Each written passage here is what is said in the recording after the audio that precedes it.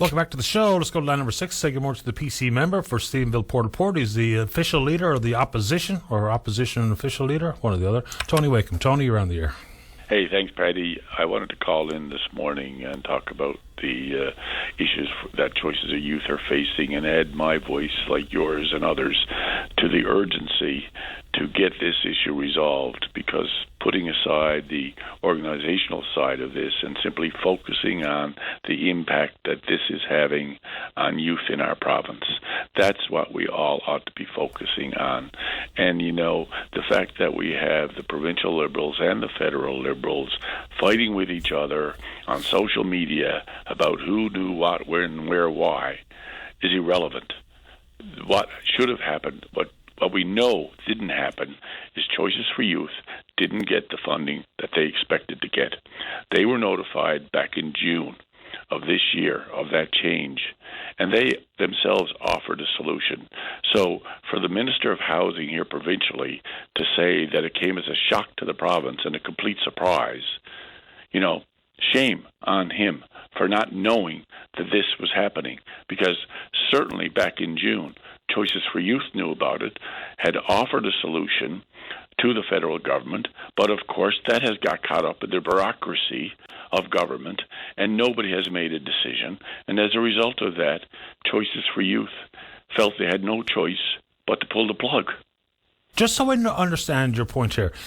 So, if the question of who knew what when is irrelevant, then why are we concerned, or why are you concerned about what the provincial Liberals knew and when they knew it? Because the outcomes for the youth are pretty much the most important part here, followed by the people who've lost their jobs. So what's the point you're making with what the province did or did not know? The whole point is why did it come to this? That's my point, is how did it get to this point? And clearly there was information shared earlier on that should have been acted upon. That's the frustration. Why is it that something has to shut down before we find out and we're shocked and surprised? This should have been a meeting with the Minister of Housing back in June, with Choices for Youth, with the federal minister, with our deputy ministers, with everyone else that needed to be there to come up with this solution that they were talking about, that Choices for Youth had put forward. That could have been done. I'm very frustrated, and I'm sure the people that run these programs are extremely frustrated, and it's having a direct impact on the youth of our province. And that's the point that I'm trying to make with this. These are the things that government has a responsibility for. You know, when we set up these programs, we had to set them up for success. Or are we setting them up for failure? Because these are great programs that are being delivered by great people and great workers, and are proving to be successful. And that's the point. I don't understand how we get to the point where this winds up in the news media before it gets acted upon. Yeah, I mean, I suppose we were never going to know until Choices for Youth told us. Because, you know, inside the world of $370 million of these types of support dollars, until Choices bring it forward, or unless someone in the provincial government knew and could have, you know, said that this is what's going to happen and we need the federal government to rethink it or whatever. So until Choices told us, I don't know how we were supposed to find out. Exactly, and that's my whole point, is that the government ought to have known. If they didn't know, shame on them. And if they did know, shame on them, because this was clearly an issue that had been identified months ago and should have been addressed long before this. And like I said, to find out after Choices for Youth issues a news release, then all of a sudden the provincial government is out on social media talking about it. That's not good enough. They're the provincial government. They should be involved. They're involved with these programs. They ought to know what's going on. Just a fundamental process question. How do you suggest they would know? And if you're in the big chair on the 8th floor Confederation building, does that mean that if you had that position, that you would be chasing federal funding dollar updates on a regular basis for Choices for Youth or anybody else that gets core funding from the federal government? I would expect that anyone providing for core funding provincially and federally, when Choices for Youth were notified of this change, I would be shocked. if they hadn't contacted their provincial counterpart, if they had not contacted the provincial office here, the provincial government here, and talk about this issue. I am sure there were conversations held. But the point of the matter is that, these are the programs that are out there, yes, provided by the federal government. They have timelines on them. Some of them are up for review. But there has to be that continued evaluation. And we ought to know as we go forward. I mean, nobody should be shocked by changes that are coming. In this particular case, it appears that, Choices for You clearly thought that the federal government was going to continue on with their program, and they didn't. And they were notified in June that this wasn't going to happen, and they were going to get $4 million over 4 years. So they adjusted and said, obviously, then they had to make some choices about how do we figure this out? So they offered to work with the federal government to say, can you provide that $4 million one time upfront and allow us to continue for this year until we figure out how we can access additional funding models? But that hasn't happened. They're still waiting for those answers. So back in June, I would have thought that the provincial government should have been directly involved in making sure that these discussions and this proposal was dealt with, instead of waiting now. We're at the end of August and it's still not dealt with.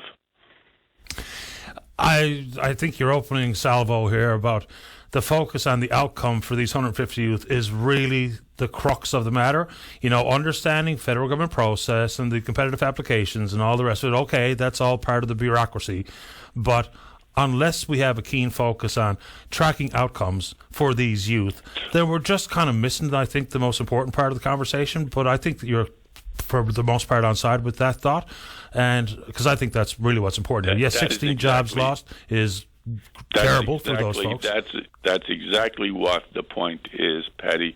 You're 100% right. It should never come down to a situation where all of a sudden now we're looking at the possibility for 75 more youth to be homeless, at 66% of the youth that depend on these programs for work not being able to find any. That is the real issue here. It's very much like the reduction of monies in the supportive employment world, in the labour market transfer agreement. They feel very, very similar. It's reduction in funding for some of the most vulnerable, when in fact, even if that funding isn't there, and the job placement and job training is not there, and the housing issues are not there, then basically, and I'm willing to bet my check on this, if we look at, say, just choices, $16 million over the course of 4 years, if the outcomes are negative for, let's just even say half, even though it's more likely to be much more than that, of those 150, fall into the spiral of homelessness, and whoever knows what else comes with that, and whether it be healthcare, criminal justice, anything under the sun, that $16 million would look like a real, it'll look like pittance compared to the cost 5 years, 10 years from now. I mean, I'm not trying to be hyperbolic here, but I think that's the inevitability for people who are unable to get these types of programs and services at that age, because eventually you age out and then you fall into just, whether it be social assistance or other pots of money, you don't have the training, you don't have the skills, you don't have a job, you don't have a house. What do we think is going to happen? Exactly right again, and you're 100% right on that labor market transfer agreements, because it's like deja vu all over again. We have a provincial government that at that time, again, surprised, and they have come up and agreed to provide 6 months of additional support to keep them whole. Now that ends at the end of September, I think, or October. I'm not sure what happens, or if that situation has been rectified in total yet, because that's another important piece. But that's, again, the issue here. We have to find a way to say, yes, we believe in these programs, and we're going to provide the core funding necessary for them to be able to continue. The idea that you're going to have to, we're wondering whether or not you're going to be funded next year or not, that's a hard thing to, first of all, recruit the professionals you need to help run those programs, and secondly, to offer those programs. So what we ought to be doing is saying, look, here's the core funding, here's what we expect this core funding to provide, here is the evaluations we expect to be done, and here's how we're going to measure it, and then build from that. Right. Very quickly, because I'm well in excess of my break time, but any quick thoughts on the Stephenville Airport story? So it's ever developing, and now when Mr. Diamond was willing to accept the liabilities upon purchase of the airport, now being sued for $2.4 million because of the lighting that was installed, invoice not paid, it looks like nothing's really going to come to pass at the Stephenville Airport, even though the purchase and the name has changed, but that's all that's changed. Any quick thoughts? Well, again, Paddy, I wasn't directly involved in the purchase and sale of the airport, obviously, but there has been a lot of questions asked in the community about, what's the future of that airport. There were certainly a lot of commitments, promises, or announcements made, if you will, about the future of what was going to happen at the Stephenville Airport, and none of it has come to fruition, unfortunately, at this time. I appreciate the time, Tony. Thanks for the call. Thank you, Paddy. Take care. Bye-bye. Tony Wakeham, leader of the opposition, of course, the PC member for Stephenville Port to Port. Final break of the morning. Don't go away.